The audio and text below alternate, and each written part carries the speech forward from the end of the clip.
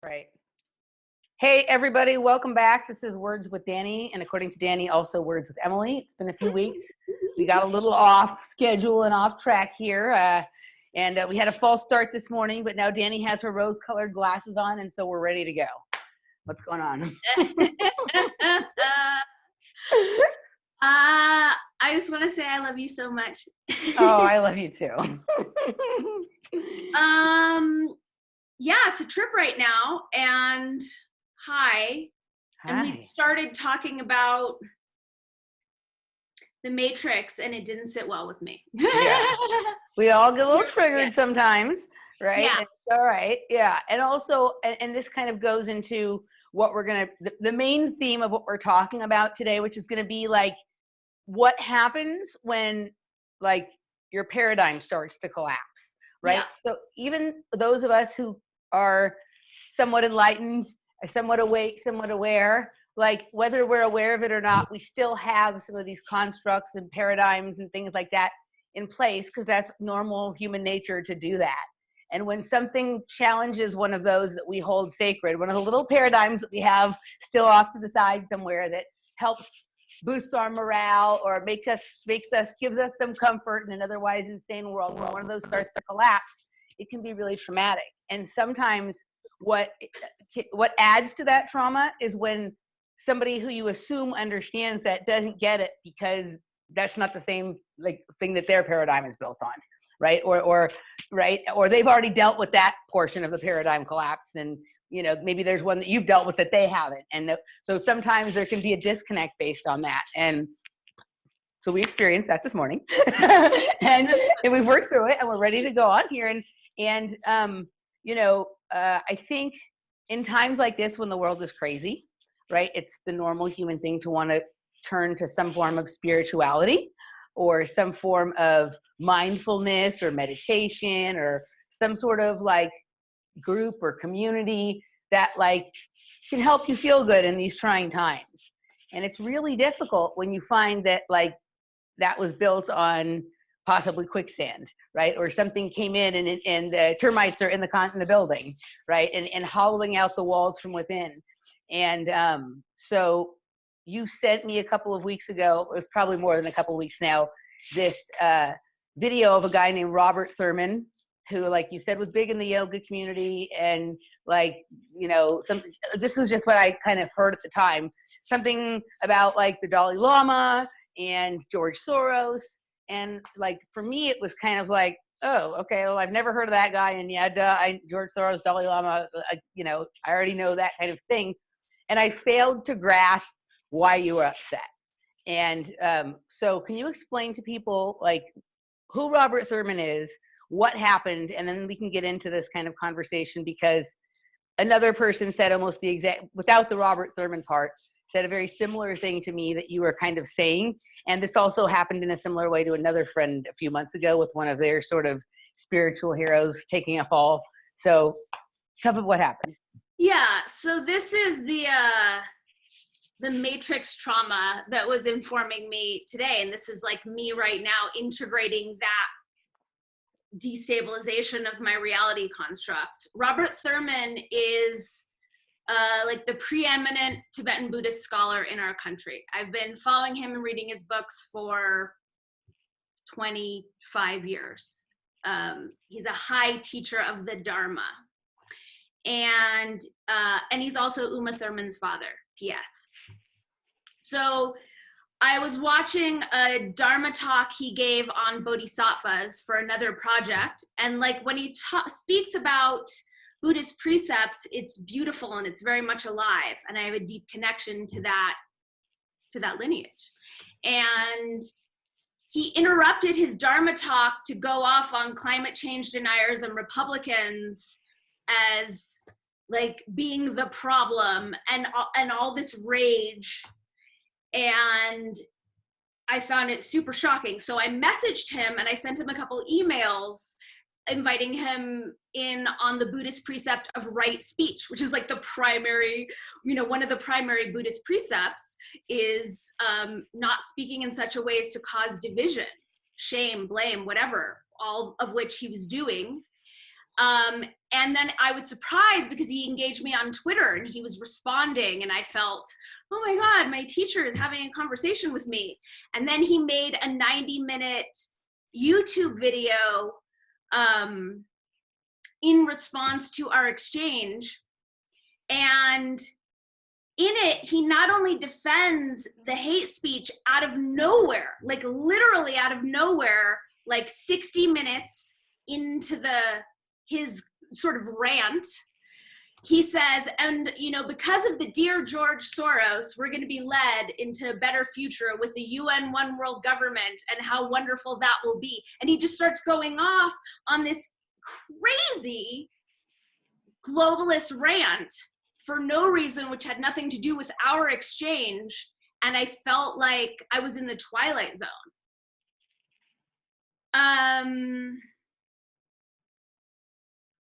So that infiltration of that infection in this, see, I'm not clear if it's the lineage or if it's infecting the lineage itself, but in the leaders and how that's being modeled for other people who are following this path, it was really brutal for. Oh, you froze up for a second. That in and just. There you go. Yeah. Okay, You're back. You froze for a second, but it was just for a second. You're fine. Okay. Anyway, did that make sense? That's the basic gist of. Yeah. Can you just before I have a couple of thoughts that I'm trying to organize and I'm going to respond with, but can you explain what the Dalai Lama's connection to this is? Okay, so here's the Dalai Lama's connection. The Dalai Lama is the head of this lineage. He's like the main dude. And only like max week before this Robert Thurman thing was that 3-hour video that you and I had talked about that weaves together all the Pizzagate pedophilia stuff. We're going to get to that later as well, yeah. Right, which was awesome in the ways that it was awesome. So in that video, they tie the Dalai Lama into this sex trafficking cult run by the Bronfman sisters. They paid him $1 million to speak at one of their meetings. NXIVM thing, yeah. Exactly. And then he started immediately opened the Dalai Lama Trust and all of a sudden had $2 million in a year. So when I saw that in the documentary, I was like, that feels like a leap. Like that's hard for me to believe, he might be associated, but did he know? So then this coming in where this like deliberate planting of the dear George Soros out of nowhere, just like woven another really big piece, right? I mean, doesn't that make sense? Yeah.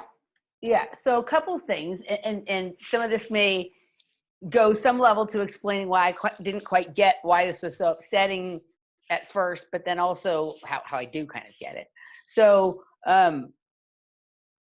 I'd never heard of Robert Thurman. When you mentioned that he was Uma Thurman's father, I recalled that, oh yeah, like back when she was first becoming famous when we were kids, I think I may have heard that her father was a Buddhist sect leader or a Buddhist high, whatever kind of thing, right? So that was the only reference I had for it. But then like the thing that went off straight in my mind, there's all the information you kind of need right there. It's kind of like River Phoenix's family was in a cult, right? Like a lot of these celebrities come from families where the parents were involved in some sort of religious, spiritual, meditation, or sexual kind of cult, right? So like they're like the fact that those two are famous in the way they are, that would have been my first clue that there's some connection to intelligence agencies, right? Because the intelligence agencies, like it's really clear the way it happens now with like Scientology, right? But in all of these kinds of sects and cults and all of these kinds of things, probably going back a lot farther than we think, because we tend to think that this is a phenomenon of like the television and the internet age, but really mind control in its modern sense was starting to be practiced with the invention of the printing press, because you had the ability to distribute information that people could see and take into their head, take in that way, that wasn't related with like a contextual story being told by someone that you knew and loved and trusted or anything like that, right? You were just taking these sigils that were printed on paper straight to the brain, right? And so it was a certain kind of mind control. Someone like Marshall McLuhan is really good on stuff like that, right? The way he explains how that works. So you have Robert Thurman and Uma Thurman, and he's into this whole Buddhist thing and whatever. Like, quite honestly, when you sent me that video, like, just the way he looked, I'm like, dude, he looks like an actor playing a role, right? But it's like this with, like, all of these things. Like, for me, it was something different because I've never been a religious or person. Like, I have a certain spirituality, but it doesn't involve any group or any a leader or anything like that. It's just my own thing.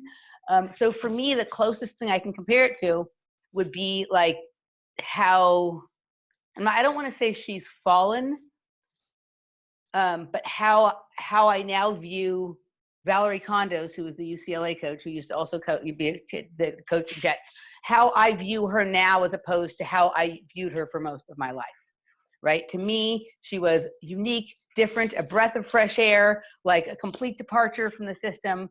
And like, now I see her completely different. I see her as totally a product of the system and intentionally placed as that type of character that seems different in the place that she is to appeal to people like me who aren't going to buy, like, I don't want McDonald's. I want the burger from like the weird mom and pop underground place that you have to know the code word to get into and whatever, right? She's that, right? She's kind of was more quirky and interesting and weird and fun and all that kind of stuff. But like, at the end of the day, she supports me too.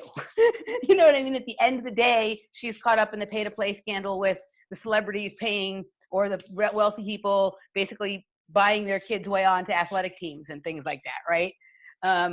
The mind control that is being perpetrated on a certain sector of the gymnastics community right now as a reaction to the greater mind control that had been perpetrated by USA Gymnastics and the Larry Nassar scandal, she sort of represents that.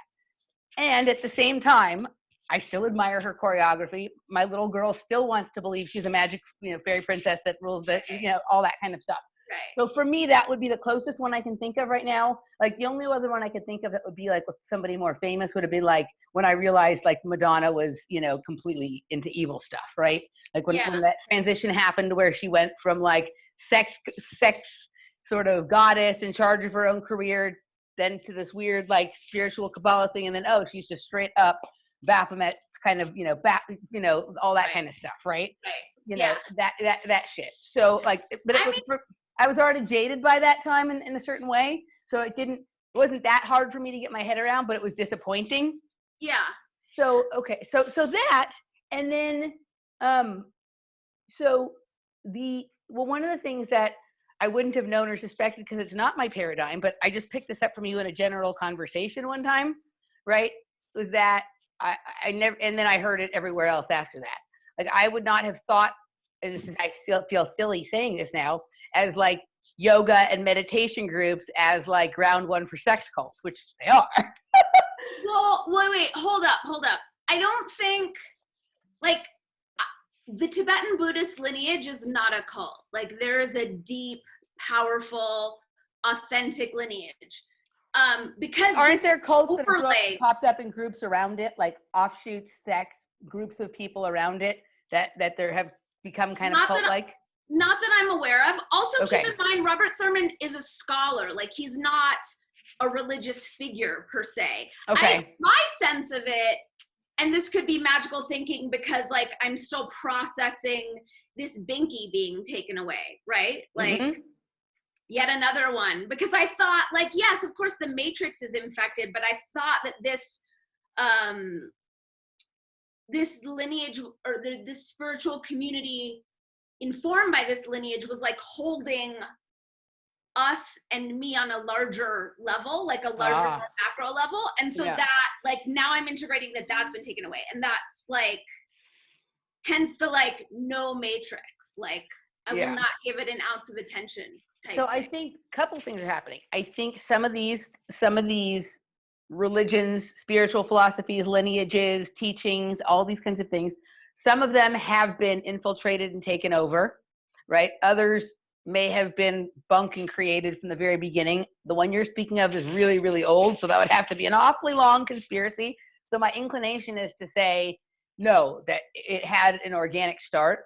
One of the things, so my friend Jeff has also been to Vipassana, and he said when he went to Vipassana, somebody there who was working there, like part of the thing, was explaining to him how like whatever Buddha was doing, like was really interesting, and that all of these teachings and lineages and groups and whatever that have developed in the more recent hundreds of years are a perversion of what was originally going on there. And that is why they just teach the basic technique, and they're not actually in support of any of the other dogma around Buddhism, because they don't think that it's, now this is just what's being reported to me. Well, so Vipassana, because I've done 7 Vipassanas. Vipassana is non-denominational. It's not a Tibetan, but it is, and yes, it is the Buddha's teachings. Right. But like the Bon teachings that have made their way through Tibetan Buddhism predate Buddha and Buddhism. Ah, okay. So yes, there was a perversion somewhere, but like in my experience, in my, deep study around this, like the original mojo is pure. Right. So I'm sorry, go ahead.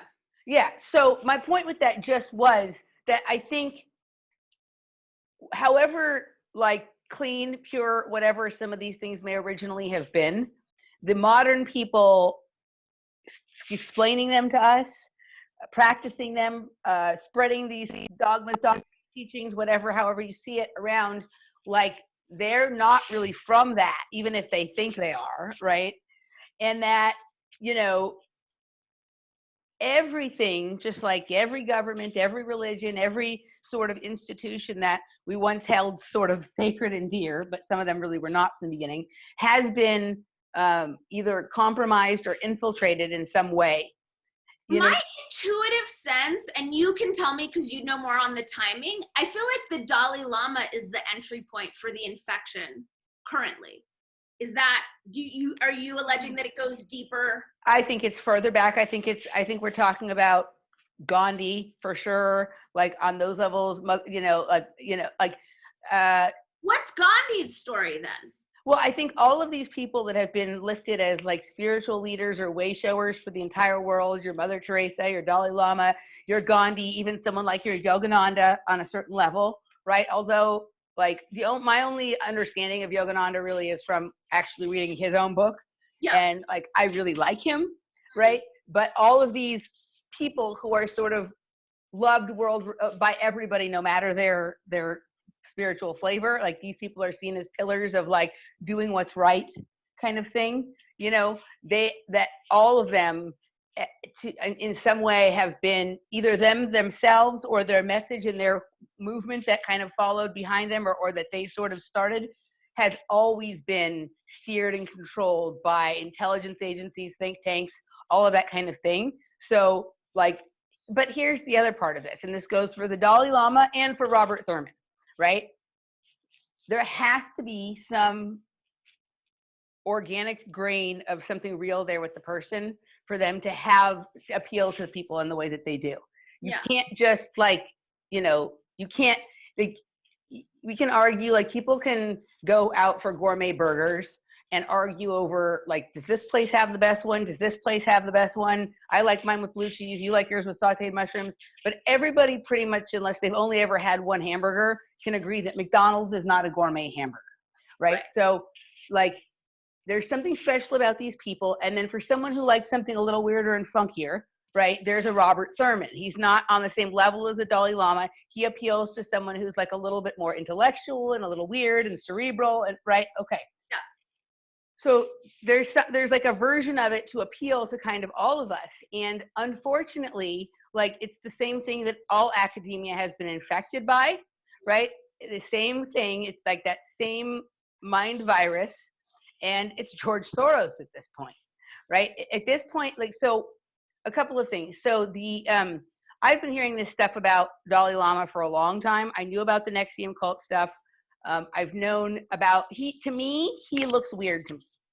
Like one of the things when you've been subject to some of this stuff is like, you can look at someone and they have that weird, that response that you get when you like walk by a van that has like wood paneling on the side and one of those like bubble windows, and you're like, ew, there's a pedophile in there, right? Yeah. The same thing with certain people, right? And you're talking about the Dalai Lama Dalai Lama and Robert Thurman both have it, right? For me, they both have it. And somebody was here recently staying at the house who, like, she said, I don't believe anything anymore except for I have one thing I still believe in, that's the Dalai Lama is good.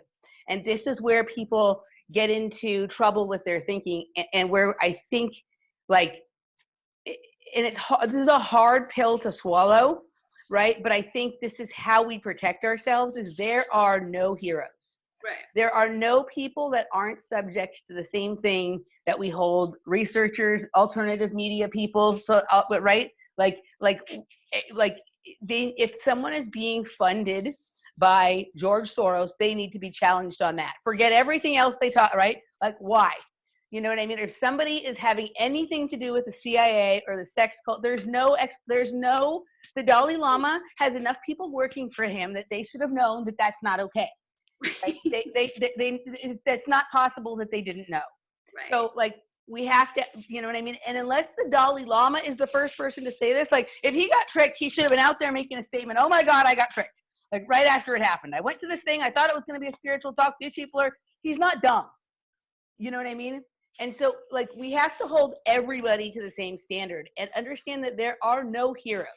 We get our, you know, like, I have maybe one person that I hold anymore in really high esteem in my life that is a person that I aspire to be like them.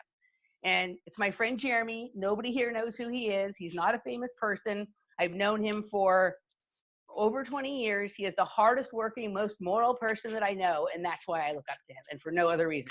He's been through shit. He always has a good attitude. He always bounces back. He always does what he thinks is right, no matter the cost to him. You know what I mean? And, like, those are the kind of people from our own life that we can tangibly, that we know, and that we could call them on their shit if they were doing shit and get a response that was reasonable. Like, those are really the only people that it's safe to, I don't even want to say look up to, because I don't like, I'm for heterarchy or whatever, like you were saying in one of your videos, like, really respect and have, like, a mutual appreciation for and stuff like that, right? Like, I'm for that. And there's this other guy, so, like, another person I know, like, had the heartbreak of discovering that Sadhguru was also in cahoots. Sadhguru was a Freemason and was, you know, having a lot of his initiatives supported by George Soros. George Soros is going around and co-opting every movement, right? And anybody who doesn't know at this point what George Soros is up to is asleep and stupid, and you shouldn't follow them anyway. Right?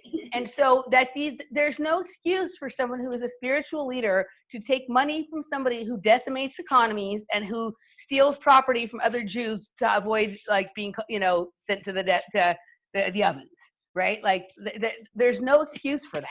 You know what I mean? There's no excuse for somebody who funds both sides of a protest, there's no excuse for paying protesters. It's one thing, you know, to show up if you decide people are protesting a worthy cause and you want to bring some food for them, or, you know, provide some hotel rooms for them if they're staying there. But paying protesters, that defeats the purpose of protest. Protest is, I'm willing to go without something because this is what I think is right. If you're not giving anything up, then it's not really a protest. It's just a different part-time job. Right? So, like, there's nothing, in no world is any way that George Soros behaves in the public arena okay. I don't know him in his personal life. I don't know the way he treats the people that are part of his personal life. He also funds NAMBLA. Of course he does. Of course he does. And he's all for open borders everywhere and marijuana everywhere. And, like, you have to, the part of the reason that he wants everybody stoned is so nobody cares what's going. He's going to destroy the world. He's going to take away all of your heroes. But as long as you can smoke pot, you can numb out and not care. Right? So, like, you know, so for me, I guess the takeaway from that is, like, I still, with all the people that I've been through that with, in terms of, like, becoming disappointed that, you know, oh, I liked that person. If the information that they gave me is good and it checks out according to my research standards, and you have research standards because you're a journalist, you know it proper. So you don't, like, just take the information that's good and it still resonates with you, and understand that we're all human and we can all be corrupted and fall, right? And that we have to be careful. Like, you know, like, I love, and I say this all the time, and I love that saying that Crow 777 says, belief is the enemy of knowing. When you believe someone is good, it keeps you from knowing what they're really up to. Yep. right? And so we have to hold everybody to the same standard. And I totally understand how demoralizing that can be when it's like, okay, like I used to have this and this and this. Now I just have this thing too. Oh, fuck. Like this. I think what it did for me was like, and you've heard me, you've witnessed me through so many phases of this, of like those lingering threads of like, we can help the matrix and it doesn't have to be as bad. It doesn't have to go this way. And then I think this real, like being the like, the whole thing is such an infected, fetid, rotting blarb. Yeah. Yeah. Anyway. There's not fixing the matrix. There's navigating it. And there's like, you know, and I was explaining this earlier. For me, the reason that I'm still interested in observing and analyze the matrix is because it's going to crash. And like just part of the way reality and systems work is that people create new systems, new realities, new matrices, right?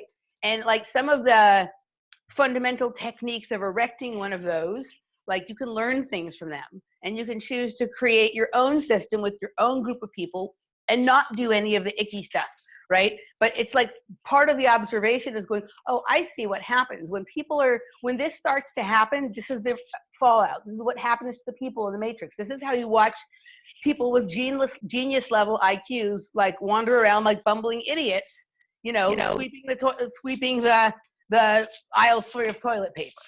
Right? Yeah, I totally get your fascination with it, and also because you're so like structurally inclined on the energetic multidimensional levels. Yeah. For me, I'm so, especially with the latest false flag pandemic thing, mm-hmm.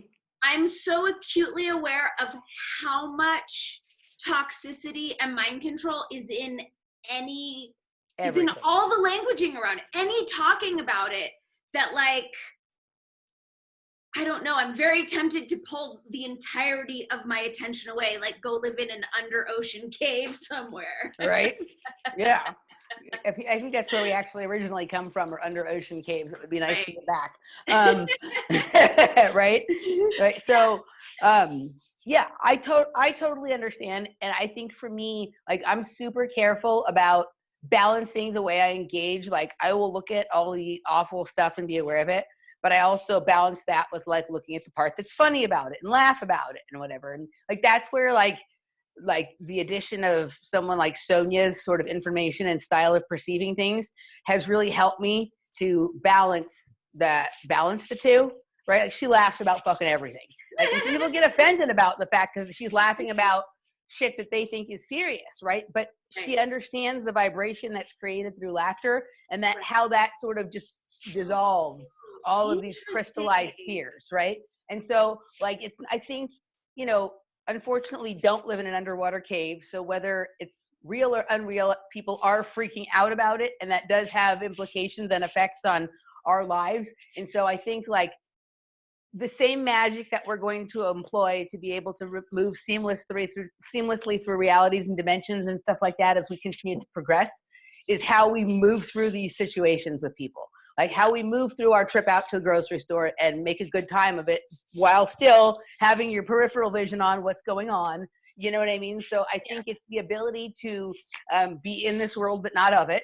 And, you know what I mean, is really important right now. Like I don't think, hermiting is the answer. You know what I mean? And I also don't think like running out like a fool in the middle of the street is the answer, so. It's the fear. Like I'm so offended by this particular, like the largesse and intensity of this programming, so irresponsible and reckless just on the human vessel on such a mass level. So I get it. I mean, it's the thing. I mean, I think that what you're talking about is the cover for the possibility that there either may not be a virus or the virus may simply be a slightly more advanced seasonal flu. Is that like they need it to be more serious because their line of bullshit is really falling flat now. Like it's really starting to collapse. And so this kind of fear that's being created is a mind virus, right? And it's kind of like when we start to see this stuff, we're down to some of the final plays in the playbook. Russia fell flat. Russiagate thing fell flat. right? Like the Mueller, all that stuff fell totally flat. The economy was booming. Like there's just impeachment fell flat. Impeachment fell flat. There's just way too much winning going on. How do we get people to stop winning? We get them to not even go to the game, right? So it's just, you know, but the thing is, and I was telling you this earlier, I was out and about this morning because I had to take Olivia to the vet, and I was just like, I had to go to this special pet store to get her food, and there's a Smart and Final and a Trader Joe's right next door. So I'm like, I'm gonna grab a few things. That's been my response to it, is like, things might get crazy because of the way people act. So, you know, water, you know, like just whatever, basic supplies, good to have them. So whenever I've been going out and buying a few extra bottles of water. So I go in there to do that, and I'm watching, there's way more people than there ever are in markets during the weekday, during the day, because that's when I usually do my shopping because there's less people there. Way more people, but like it was really quiet. Nobody was talking about it. Everybody was just kind of like, oh, I'm just doing this because I have to, because they tell me on the fucking box that I'm supposed to do this. Nobody seemed scared. Everybody was kind of laughing about like, this is kind of silly, but you know, but they were all still doing it. So it's kind of like they were all like background actors wandering around on a set, not quite sure what they're supposed to be doing, but the thing had got, you know, they had said action, so everybody was going. It was very half-hearted. It was like a 2-year-old who hasn't decided to commit fully yet to their fit because they're not sure they'll get what they want from it. You know what I mean? This entire like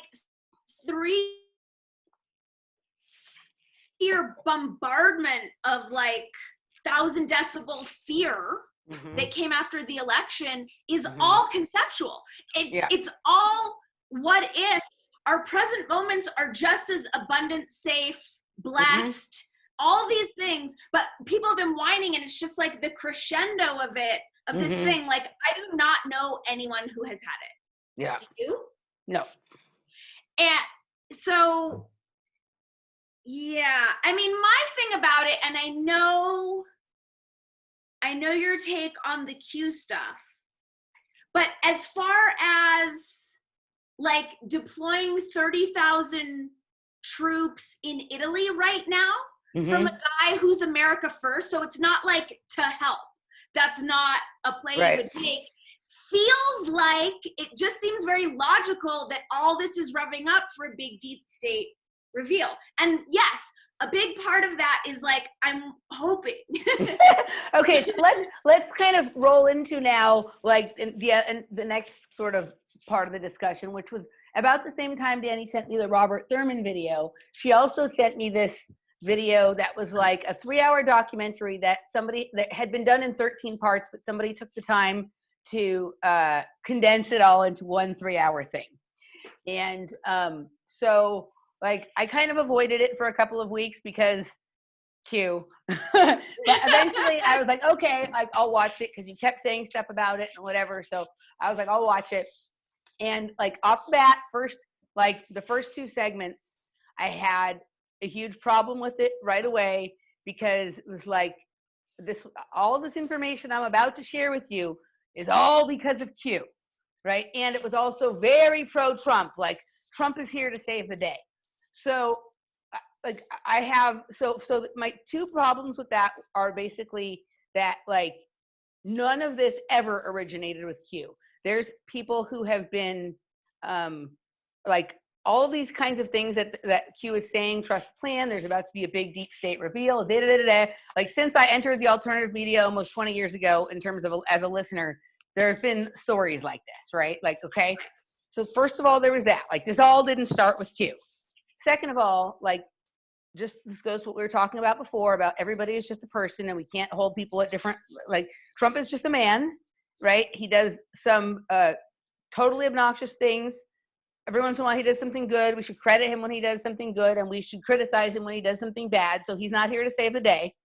But I got through that, and I started, so then the other segments, I would say this is a very well done documentary. She did a great job at condensing and making it easy to understand issues that sometimes, for those of us who've been doing this a long time, took months and years to get our head around how it worked. She did she was fairly accurate. There was no glaring mistakes in like what the information was. She did a really good job in the way she did that. And so I could appreciate that. But my big problem, so then I got to the end. So I was like, wow, this is good. And this can be useful and helpful. But my issue when I got to the end, and this is not only my issue with her and my issue with Q, is that all of this information that she put together so well, there is never any credit given to the original people who made these discoveries. All the researchers who spent a career to uncover these things and put it out there for Q to go find, there's never any acknowledgement of the fact that like people have been digging this stuff up for a long time, and people have suffered through the being called crazy, the having their careers destroyed, the having been locked up and gone to jail for all this kind of stuff. There's no acknowledgement of that.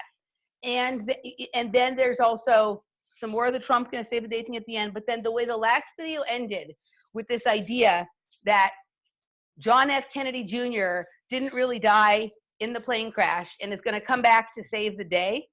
Like, whether that's true or not, which, you know, I've heard things like this since the beginning of my conspiracy days as well. If anybody would accept a new, like, paradigm of truth and peace being founded on a lie, because why would it have been okay that this lie was being going on for all this time, right? And all these lies that have been told to perpetuate a story. So let's just say all that was true. Why should we now trust that this person, like, you know what I mean? If we're going to build a new paradigm or a new reality or just close down this matrix, like, it cannot be founded on an untruth and a deception.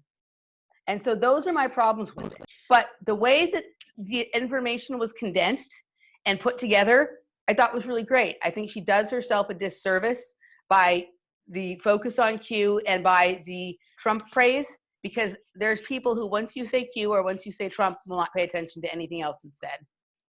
I agree with all of it, 100%. And I feel like, take the putting Trump on a pedestal as a hero off of it, because that does seem crazy to me.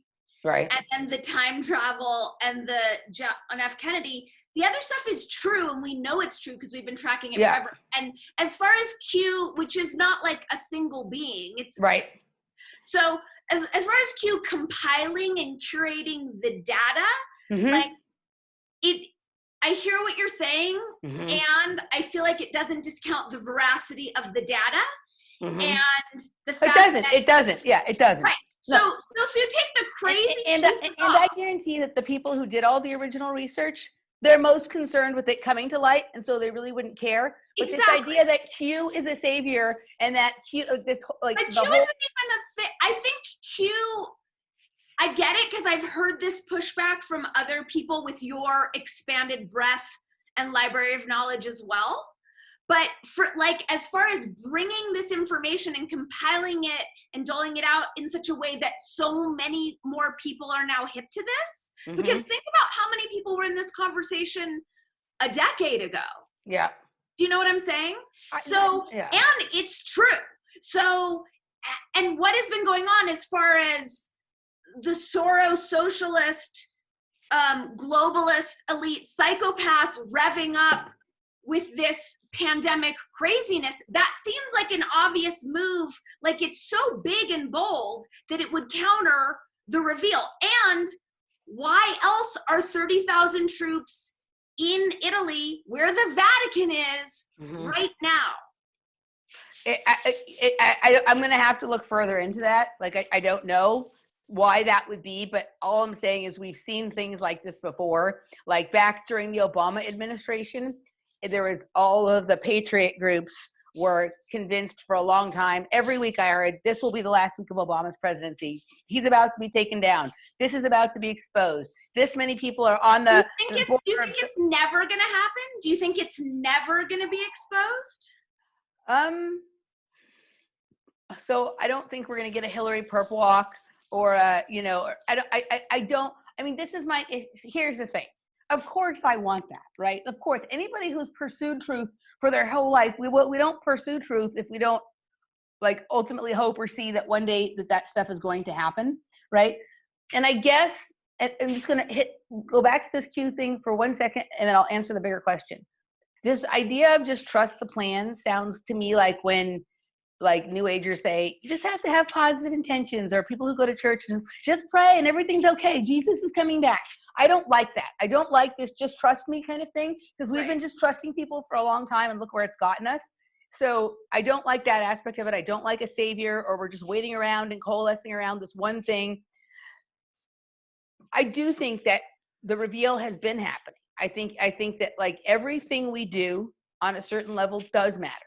I think that like while we would love for everybody to wake up, I just don't think that's actually how anybody works, how anything works, how how it is. But I also know that like, I had lunch this week with someone who's a listener of the shows, right? Who was like, you would never suspect that this would be a person who's like awake, right? And so and it wasn't someone who was just like slightly awake. It was someone who was awake at lots and lots and lots of different levels. Of course, has some of their own blind spots like we all do, including myself. No matter how long I've been looking at this, there's certain things because of my background and my upbringing and my own, things that appeal to me and things that don't. I have my plugs and blind spots too. But this person was very awake, right? So it's like a little gem in an enclave of complete nonsense, right? So I think like eventually, like there's going to be enough of us where like we can sort of, I don't know how to put this in a way that makes sense, where it's like, when you move to a city that has enough people who are into the same things that you, that suddenly you had a social life, whereas when you lived in the city before that, like there was only like you and one other person who was into that, right, like that kind of thing. And then suddenly you move to this new place and you're exactly the same, but there's just more people there who are like-minded. And so now you have a social life where you never had a social life. Now, like you can talk about these things at the dinner table or at the bar. They're not just hush-hush conversations at home with you and the one other person who understands this. I think that there's going to come up, like, I think we're getting to a space where just like, even though there's not yet as many, so like there's not yet as many yoga studios as there are gyms, right? Like, okay, so there was a time when yoga was rare, right? There was like, maybe there'd be like one studio in Hollywood, one in Santa Monica, probably not one in the Valley. If there was, it was like combined with something else. And now it's kind of everywhere. I think we're going to get to a space where it's going to be like that. Like where everywhere we go, there's going to be a pocket of people who are like-minded, and we're able to just do our own thing and live the way we want. Here's why I disagree. Okay. Because of the astrology. The astrology points to this big, disruptive, ginormous global explosion of tough, gross truths. Mm-hmm. And that's where we're headed. And I totally understand your pushback with Q. It's around like the cult and like that whole, I get it. The languaging, like trust, it's all super creepy. I'm just tracking the dissemination of the information coming up. So I feel like it's going to be an explosion of like tough, gross truths that are going to shatter the public emotionally and psychologically. So I think on a dime. I don't think the two things have to be separate. I think what you're talking about is true, and what I'm saying is true, because we've actually been in that for a while. This explosion of gross truth. You know what I mean? Like Pizzagate was nothing if not gross. The political thing that's been going on. Most people don't believe pizza. Look at that. Right. So but that's the whole thing. Like my father has lived with me through this entire. He doesn't live with me physically anymore, but he's like, I haven't had a period of time since I started waking up where I haven't been in contact and conversation with my father, right? Like he is still believing the same bullshit, even though he gets a dose. He hears not only like the little bits that are out there mainstream, but he hears all the deep down hardcore crazy shit from me. It hasn't moved. He is still, he's clinging to his blankie. So what I'm saying is like, yes, that is going to happen. And people are just going to still continue to be deluded because they're not willing to take the full, when you decide that like whatever truth you've been exposed to is you're going to take that in and allow that to change you. There's a level of self-inventory and change in your own lifestyle and behavior that has to occur. And most people are not willing to do that. So they're just going to go, la, la, la, la, la, la, la. You can tell me all you want, but I don't care. That's what it's going to be. And the people who are just like, for some reason, there's something different about them and they can take it. Like I went to a party the other night and it was to see a DJ who's one of my longtime favorites. He's been around a long time. And like the weekend before, I had been to this awful, gross, more commercial party where there was like tens of thousands of people, which I can't stand. And it was awful. And here I was at this place. It was great music. There was hardly anybody there at night, partly because it's cold and whatever. But it's just, this guy used to draw even a lot more people here in Los Angeles. But I felt like I was amongst the 40 or 50 people left who could take it, who being involved in that kind of nightlife scene where there's all sorts of sex and drugs and rock and roll and all that kind of stuff that can take people way off their track and get them lost and whatever. The people that were left standing, nobody there looked fucked up. Everybody was a grown up. It was like, these are the people left that can take it. That's the kind of pocket of people that I'm talking about. So people are either going to go off the deep end, like some people who find truth do, like they find it and then they go the total wrong. You're like, I don't understand how you got that from the same information I got it, or they're just going to ignore it. And so we're going to have our own little enclaves, on the far east corner of town or whatever, you know what I mean, where we meet and do things. And I think eventually they'll get to a place where people just mostly leave us alone. Like they're not going to be so much need to like call us crazy anymore or fight us or argue with us. It's just like, they're like, I want to be asleep, and as long as you let me sleep, I'll let you be awake. And I think did you notice the languaging in the, I'm sorry, I'm taking us on a sharp elsewhere turn. Is that okay? Totally. The Joe Rogan clip that you sent this morning about the vax, did you hear how often version of like wacko, whack job? Yep. You know, like just different derisive, crazy words for anyone who would challenge us. Like that programming, that propaganda was so strong in that clip. And what's interesting, and this is where, this is where like he's given creative freedom in a lot of places, but this is where he's not, right? Like he can have people on that the mainstream supposedly doesn't like your Jordan Petersons or your Candace Owens, but they need someone who's in the pop culture center to toe the line on vaccines, because with every other issue practically, he'll have on someone who thinks this and someone who thinks it's that. He'll never have Del Bigtree on his show. Right. He'll never have Sherry Tenpenny on his show. Right. Yeah. And he could totally have someone on and say, I'm from the, I'm having someone on so we can have a discussion. Doesn't mean I agree with him. He's not going to do that. There can only be, this is the new religion. This is the one thing like where you couldn't, there was a time in this country where if you deviated from sort of a Christian morality or belief in God, you were a heretic or a pagan or a Native American, or right? Like this is the one accepted thing. Everything else, we can talk about aliens, we can argue about SJW and communists and crazy, right? But everybody must take the nanotechnology.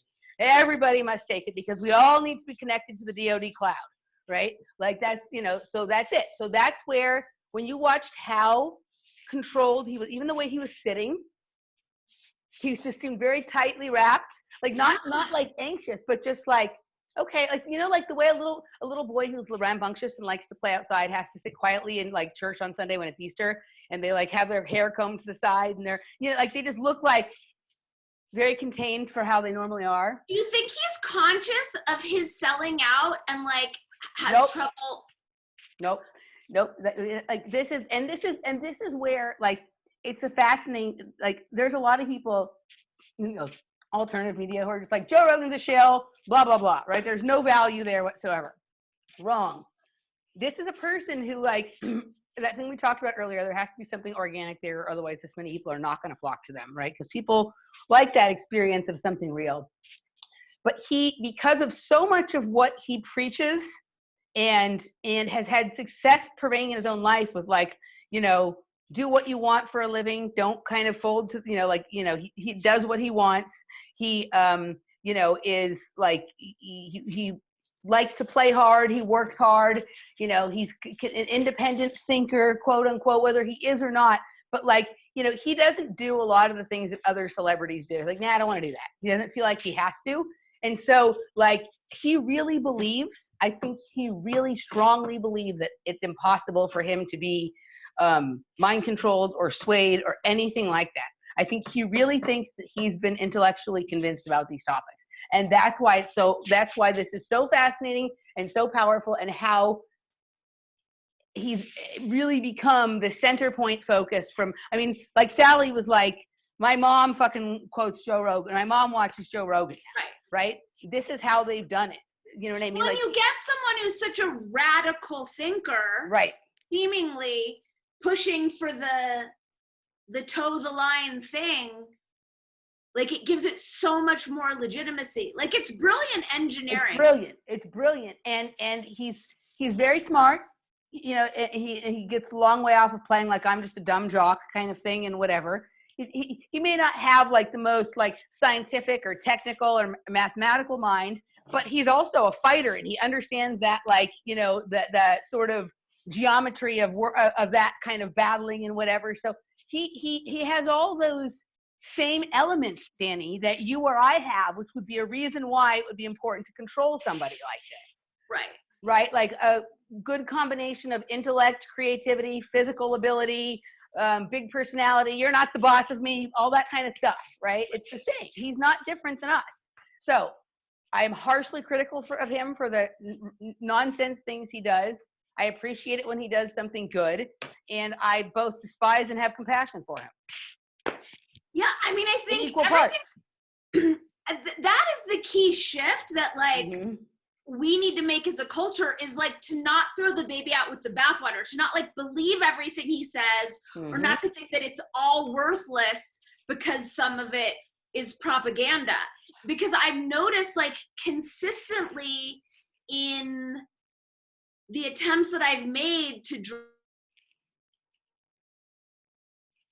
the mind control into a space of knowingness, like the number one knee-jerk reaction is like, you can't believe that because that's a right-wing publication, or that's a, you know, that Alex Jones was interviewed there once, or, you know, like it's just these vast swaths of discounting. Alex Jones has said, and, you know, Alex Jones, who, by the way, was arrested this week, and, you know, or was he arrested for drunk driving, or was he picked up because, you know, things that are about to go down, he might be in danger of some sort, right? Some things that are about to go down in terms of if Trump has to declare some sort of national emergency that really is quarantining or martial law like, then the person who said the Democrats will bring martial law will now, you know, vote for Trump, he's okay. Well, now people might be pissed, or, you know, that kind of thing. Or some people think they're muzzling him. They're muzzling him, or they're just, or trying to protect him because people might be coming for him with pitchforks, right? Okay. So, but he's said way more true things than not true things. He said, like, I'd say the amount of true things he said to the amount of lies he said, if you don't count the frequency with which he repeated those lies, but just like the issues singly, it's about 10-1. Right? And so we have to start taking information at its value and not being so obsessed with who delivered the information. If the information is good, it's good. If it's bad, it's bad. And it's, sure, like, you can be, like, there's some people who I'm more inclined to trust, so I'll look at what they say, and when I get around to it, I'll check it. Whereas other people, I would have to check that before I believe anything that you say, kind of thing, right? That's kind of how we manage information in our world.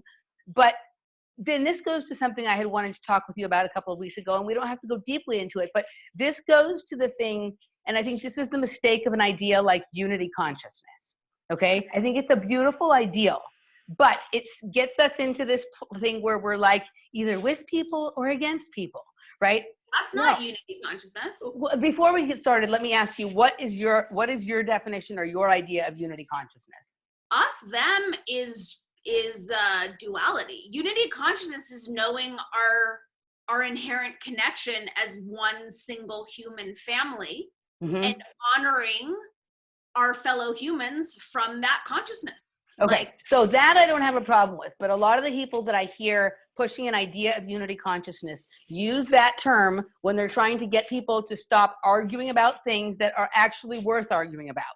They're like, there's no place for divisiveness in unity consciousness, right? Like, I've heard people like Laura Eisenhower or Corey Good and some of these other sort of like half-baked new age kind of people say stuff like that. Hold up, because I think that you can have an argument about something and not be divisive.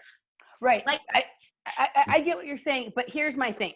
Like, there are some things that are just not okay. right, that are just not okay. And there's some people who, when that behavior is going on with them, I have no interest in my consciousness being united with theirs. That doesn't mean that when their behavior changes, that doesn't mean like throw them away and you're like outcast from society. But I think sometimes this idea of like, we all have to unite in unity. No, this is not what I'm talking about, because this is exactly the point. You're seeing someone act in a way that's icky, and in that moment to deny, like, that is a moment to acknowledge this is a fellow human being. I'm not on board with this behavior, but to not separate, because when we separate, right, then we dehumanize. When we dehumanize, that's when we perpetrate terrible things, where we hurt one another. I agree with that. So, so we can disagree and we can argue, but I'm inviting us. Yeah, well, for me, that's what unity consciousness is. Okay, so maybe for me, I need a better term than that, because I think of the idea of uniting your consciousness with other people, which to me harkens of hive mind, but also to this idea that like it's something that's often used to try and squash people who are pointing out important differences.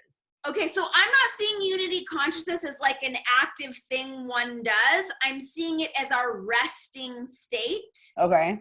That from our resting state, we happen to be connected and just holding that knowingness. But there's no, I mean, we have personal boundaries. It's not an invitation for merging. It's just an acknowledgement of our natural state. That we're all people. We're all human. It's basically it. We're all human. And yeah, I get that part of it. I think we're all like aspects of the larger one connected human. Yeah, is a kindergarten way of indicating it. Okay, I think it's been misused by a lot of people that like have been in my sort of, you know, realm of perception for a long time, to the point where it's like, you know, like maybe there's a better term, you know what I mean, or whatever. So yeah, that it doesn't mean that to you, like that's good. But I think this other, why did I go there? Throwing the baby out with the bathwater. Yeah, we have to be really careful about that, because even like the most far-flung fucking lost it person every once in a while surprises you, figures it out, makes the turnaround, and comes back. And like, isn't that the purpose of what we're doing, right? Exactly. Like, we want the people, like, for me, what's more important, like, I don't really care if the people who are doing icky stuff go to jail or die or whatever. Like, I'm not hoping for those things. I just want them to stop it. Right. To me, it would be a bonus if not only if they stopped it, but they recognized the error of their ways and began taking small steps to try and repair themselves so that they can become okay with themselves, right, at some point, right? So that would be my greatest hope. Like, but mostly I just want them to stop it. I don't need, like, for some people, like, they're living for the perp walk, or they're living for like the shaming. I don't actually care. If all those people just kind of disappeared and wandered off to another sector of the flat earth over the ice wall and we never heard from them or whatever, like, I'd be totally fine with that. Like, I don't need like the gross part that comes at the end. Right. I don't need that. And so, so for me, it just needs to it just cannot happen for one more fucking second. It just needs to stop. And so, but for people who want to change themselves and become better human beings for themselves and for the greater everything at large, there has to be a path back for them. We can't just say that you're wrong, stop. But then even if they stop, there's no path back. That's not fair. Well, and that goes back to unity consciousness. It's like holding them as part of our human family and holding space for the healing that are clearly our human family needs, right? Like, if any aspect, and yes, there are other meta conversations about are they reptilian or whatever, but like just keeping it in this dimensional. I see very nice lizards in the park that like are very sweet. Even reptiles deserve love. But the gist is, it's like, if this is expressing in our human family, then the whole human family needs healing. I agree. No, I agree. Like, there's no way that like you and I can be perfectly well when everyone else is totally sick. Like, it's impossible. As much as I'd like to believe, well, you know, like as Jeff says, Alexa's not part of my reality, or not just part of my, it's not, we're all here. Like, we're all here. And especially if we are enclosed in a dome, then we're all breathing the same air. So, you know, I get it. Okay, so let's move on to sort of like the last main thing we wanted to talk about, which was your fascinating experience with Gmail last night. Why don't you tell everybody what happened? Texting you at like midnight. Yeah. A friend of mine texted me to ask what I knew about the false flag pandemic, and I told him I would email him 2 links. So I sent them through my Gmail. One was a YouTube link to the video about 5G connection, and then the other one was to like a Twitter video. He texted back about some CNN video that I was like, I have no idea what you're talking about. And he said, you just sent it to me. Mm-hmm. So I went back through my sent, checked the links again. It took it to what I thought I was sending him to. He sent me screenshots of his. It had changed the link to the 5G tie-in doc to some gross CNN propaganda clip. And then I texted you like, what the fuck? Did the same thing to you and you got the same gross thing. Yeah, I said to her, because like, so I mean, I always like, I try and do Occam's razor and all that kind of stuff, and Hamlin's razor, all these old men with their razors, all the razors, right? All the right, all the unworthy men of Gillette, right? Right. So, sometimes there's lots of people sending shit. There's 10 million videos on YouTube. Could it be a mistake? I'm like, why don't you just try sending the same thing to me? And the same thing happened.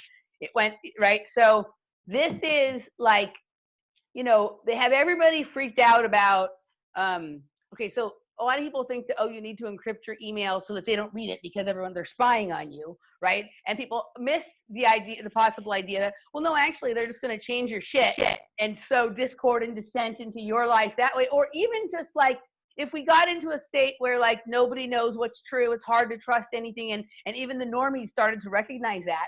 And they think, okay, well, I know one person who always knows what's going on, and that's Dani. So I'm going to see what she says about it. And then you're saying this, and then that's how they're making it. Like, it's really insidious. And it's like this gross little, like, it seems like it's just a little thing that slides in, right? Like, it's like, it seems like a small thing, but like, actually, like, it's completely, like, how many times has this happened? And we don't know. Exactly. Yeah. And what if it was like, yeah, I mean, it's really gross. It feels like a new level. Have you heard of this happening before? So I was talking to Jeff about this. So Jeff and I are going to start doing some series of shows about how to better protect yourself online. For him, the purpose of it really is more about safeguarding cryptos, right? And because this has been, and he said, this has been happening with crypto addresses for over a year now. Right. And so that's what his main. Oh, that they're changing them en route? That they're stealing. So that's been happening. But right. And then they're sending someone something else, and then they're stealing money from, right. Like they're able to hijack people's. So he's basically saying, if you have to use any transactions you're going to make in relation to cryptocurrency should be made in an encrypted email situation. Because Gmail, because it can still happen in an encrypted one, but it's less likely. Especially, he says there's even safeguards that you need to do in the way you set up your Proton mail stuff or whatever. So we're going to do a video showing people how to sort of do this with Proton. But whatever your issue is, if you're trying to protect your crypto accounts, or if you're trying to just make sure you have secure communications with people because you're talking about, controversial information or whatever, you want to send your,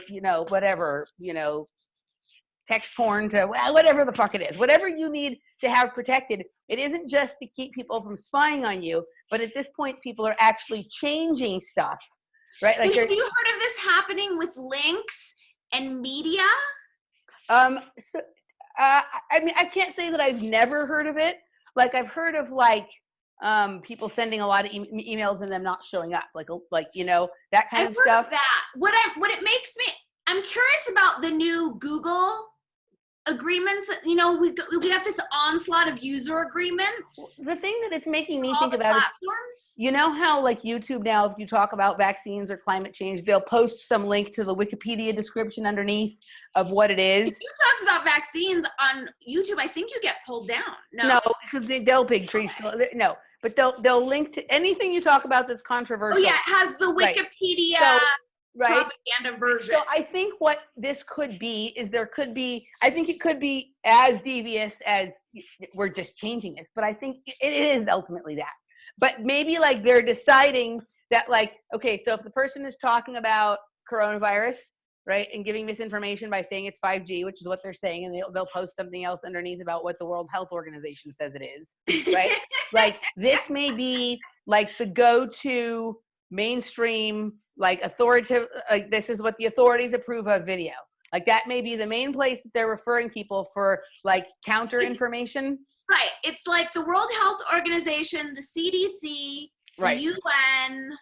Right. Or fucking Media Matters. Right. Yeah, yeah. Right. So it's like, so I think it could be algorithmic that like just, just the same way that they're forcing you to look at the counter information. Same with Facebook. Facebook will put a thing under your thing if they think yours is controversial. So I think this is changing the whole link. The whole link. Yeah. The entire thing. Yeah. So I mean, I would be curious. Like I'm trying to think. I mean, I don't know that there's anything. Do you know anyone who's read those user agreements? I took screenshots of the Google one and posted it because I literally could not make sense. I couldn't crack what it meant or what they were trying to communicate, and no one else could. There's a couple of people on like there's that one guy like YouTuber Law. Okay. And there's a few other people that like deal with the legalities around the social media stuff, right? That have YouTube channels based on that. I might go there and see if there's anything there, or even send them, a link to explain to them what happened, kind of thing. Or it's also something to like. I mean, I don't know how easy it is to approach these, but because of the fact that you're a journalist, you may be able to link to their journalist Dropbox. James O'Keefe at Project Veritas, right? Because he's always trying to get journalists to come work undercover for him or whatever. You know what I mean? So who are inside organizations. So this isn't really that, but like this, and this isn't really up his wheelhouse because it's about coronavirus or whatever. But like it would be interesting to try and test something, like see what happens. Now it was something that's more up his aisle in terms of political stuff. And see if something like that happens. But even just try sending something there. Maybe they may have somebody that covers other kinds of information. Yeah, thanks for those. It's important that we know, because if this is going to be a new thing, then we, it's like, I'm going on encrypted regardless.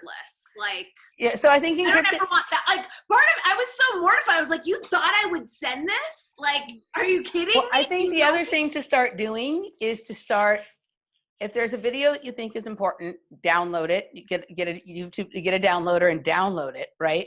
And then just embed it in another video where you make like you come on and say for a second why you think this is important. Put it there, but not with the same title. Just be like, Dani Talks Nonsense or something is the title. And if you're sending it to people, send them that. Only post it privately on YouTube so that you can link to it, but don't make it a publicly available video. So it has all that content in there, but you're not going to be up about copyright because people can't see it other than the ones you want to send it to. That's smart. Is that going to get all fucked up because you just said that on the internet? I think at this point the channel has a few enough people that it won't matter, but like something like that, right? There's other variations of that. But Jeff and I, people stay tuned because it will be here on this channel. We're going to start making a series of videos about how, for whatever reason you want, whether it's you think you have controversial information or you're trying to protect your crypto stuff. I have mixed feelings about the crypto thing. He thinks it's great. I'm somewhere in the middle at this point. I understand, I'm starting to play with some of these. So there's some interesting things going on in that crypto blockchain space. And like one of the things that is kind of interesting is there's this new thing called Twetch. And he's talked about it on the show before, but I'm using it now. I've only used it a couple times. I don't have a lot of time to waste just like doing that kind of stuff. It's like Twitter. It works almost exactly like Twitter, but it's a paid environment, which makes it a polite environment to a certain extent. So you have to have some crypto in a money button account to use it. And what happens is you make your post, and if somebody likes your post or wants to comment on your post, they pay a small amount, 2 cents, right? But this keeps people, like there's a lot of people out there on Twitter who just like, you know, troll and attack and shit all day long, and they never actually provide any content themselves. So this way, if they're going to attack you, they have to pay you to attack you. Right. So think twice about whether they really, this is something that's really important, or whether they're just being a dick. And it demands that people add value to the conversation regardless. Right. And so it demands that people add value. It keeps people from just putting nonsense out because they're paying to do it. Right. Yeah. But there's that, which is like a slightly paid environment kind of Twitter. Right. So, you know, if somebody likes your stuff, you know, like, I don't know, like I've probably spent, I put $10 in a money button account. I probably spent $1.50 and probably made $3 or $5, right? Like that kind of thing. So at this point, it's not, but if you had like an amazing thing you put out, you're being paid for your content essentially, and you're paying other people for content that you think is valuable. It's a small amount, right? There's a service that is almost exactly like YouTube, but it's called Streamanity. And you can post content there that you want to be paid for, instead of just posting it for free on YouTube or hiding it behind a paywall on Patreon where people have to be subscribers. If someone goes on Streamanity, right? You also have to have a money button account to do that. If they watch your video, you can put a price on the video, like $3, right? Jeff and I are going to talk about this some more and give much more details. But you can say my video is worth $3. So if they watch your video, you get $3. Right? They don't have to watch it if they don't want. You know, sometimes I put out content, I'm sure on Patreon, that some of the patrons aren't interested in. Other times they are. So this is like a way, like people, you know, a lot of people on YouTube don't subscribe because they don't want a monthly thing. If they could just pay to watch one video, they would. So if they watch the whole video, you get $3. If they only watch 10 minutes and they decide that they're bored, you get 30 cents. Right? And they don't have to pay for something they didn't want. They'll pay for what they watch. Right? And so it's a way of people being able to be compensated for their work without all of these like ongoing payments and signing up on PayPal and having a monthly subscription and all that kind of stuff. It's kind of interesting. So there's other things going on in that crypto blockchain space besides just money hoarding or spending all day trying to make money. Yeah. So I'm interested in it more from that perspective than trying to get rich or whatever, because I think it's just another version of a similar, you know what I mean? Like it's still another money system, but whatever it is. So we're going to start exploring how to protect yourself if you want to engage in some of these things, and what to, like, various ways to have that experience. And the proton mail is part of it, because his feeling is if you're going to engage in any of that stuff, you have to engage in it. The origin point has to be an encrypted email. And so we're going to start with that, like how to create the most protected proton mail account that you can. Cool. So, yeah. So everybody, the gig with Gmail, we've all known for a long time that the reason it's free is because they're stealing your information and keeping track on you and doing all sorts of dumb shit and whatever. But now they're actually they're creating content under your name, basically. So you might want to, think about, trying Proton Mail, or there's a few others that are similar and whatnot, but, look into that. Jeff and I will have a video about that, hopefully coming next week. Yeah, but this is not okay. And so I think, for us in the alternative media, our practice should be that if we send something in email, maybe, check in with the person after about what they actually got, or maybe in text, write what the video is underneath, kind of thing, or something. Send a separate email, send them a text at the same time you sent the email, or something, until we get this all sorted out and everybody has their encryption, right? Totally. So yeah, but know that that's going on. So if something doesn't seem quite right, it's not, and find out what's going on. Yeah, totally. Yeah. Isn't it funny how I guarantee you no one's ever tried to send a CNN video and ended up with the conspiratorial video. Only ever one way. Only ever one way. All right. Is there anything else you wanted to hit on before we blast out? No. What about you? No, I think we're good. We're still, we had a few weeks of kind of funny stuff, so we're trying to get back on schedule and track here, and we're still exploring the idea of a conversation group around this. I actually think that could be really good in this time of so much chaos out there, to just be able to have some sane conversations inside. So stay tuned for that. Subscribe to the channel. And check out Dani's website, DaniKatz.com. I'm at Off Planet Radio. You all know everything else. We'll see you next time. All righty.